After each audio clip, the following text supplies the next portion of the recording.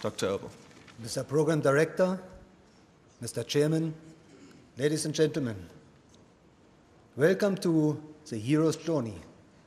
How Germany won the World Cup of nation branding and how South Africa may clinch the title in 2010. At the end of the German Soccer World Cup 2 years ago, when the 2010 emblem was handed over, President Beki issued a promise that has entered the nation into a service-level agreement for 2010. And I want to say to you, Mr. President, we will host in 2010 the most successful FIFA Soccer World Cup.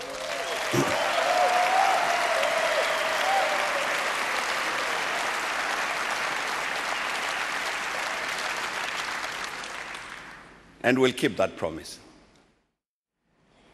Africa, Mr. President, is ready. Africa's time has come.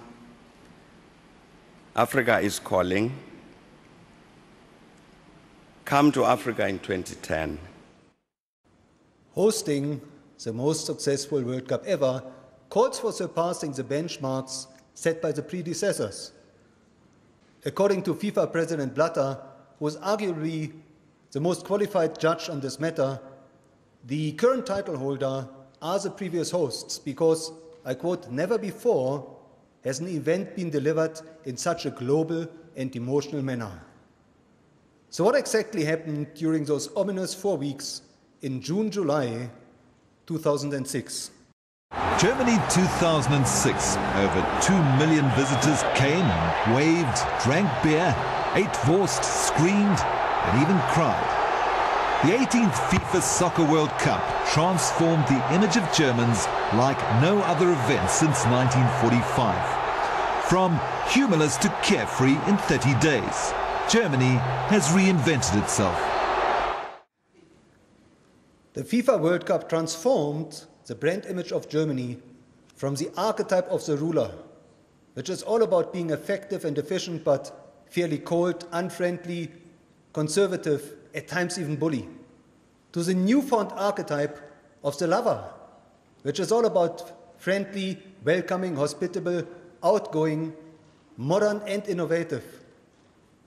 To such a degree that the day after the final, which did not involve Germany, the British Times ran the headline, "Never mind the final, the true winners are Germany."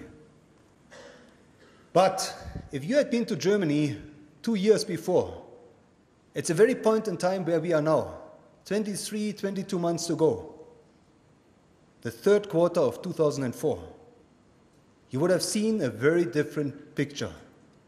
You would have seen a nation that was described by its own president as entering collective depression. The mood was so negative that the media coined the term Konsumverweigerung, people refusing to consume. One retailer even running a marketing campaign titled, "Geiz ist geil, stingy is cool." The highest unemployment since the war. A big match-fixing scandal in the Bundesliga. Politicians talking about no-go zones because of xenophobia. And the German soccer team crashing out of the first round of the Euro, and the German soccer coach, Rudi Völler, resigning immediately thereafter. In fact, the turmoil in the German Football Association was so deep that the top 3 choices for coach declined the offer.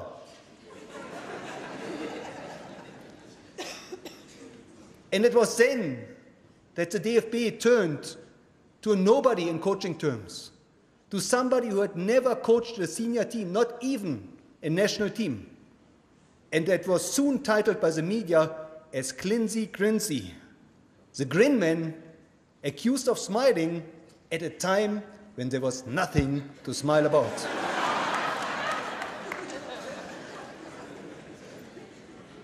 So some of these points might look similar.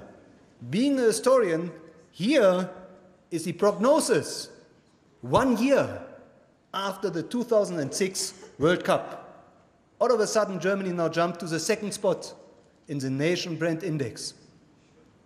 The media are talking about consumer euphoria and the job wonder. Unemployment down by 29%.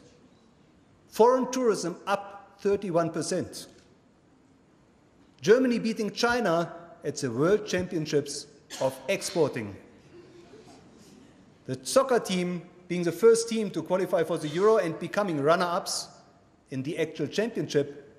And on top of that, Germany, roughly 9 months after the event, experiencing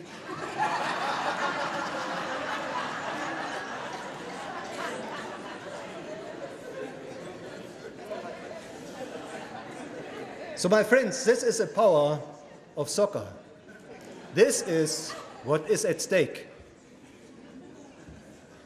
And even the newly elected Chancellor Angela Merkel, elected 1 year before the World Cup, 2005, not 2009, even she transformed her brand image dramatically from what she looked like for 20 years.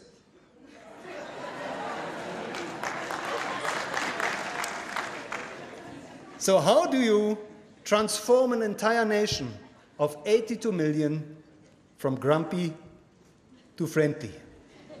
82 million in 31 days. Because that is what happened.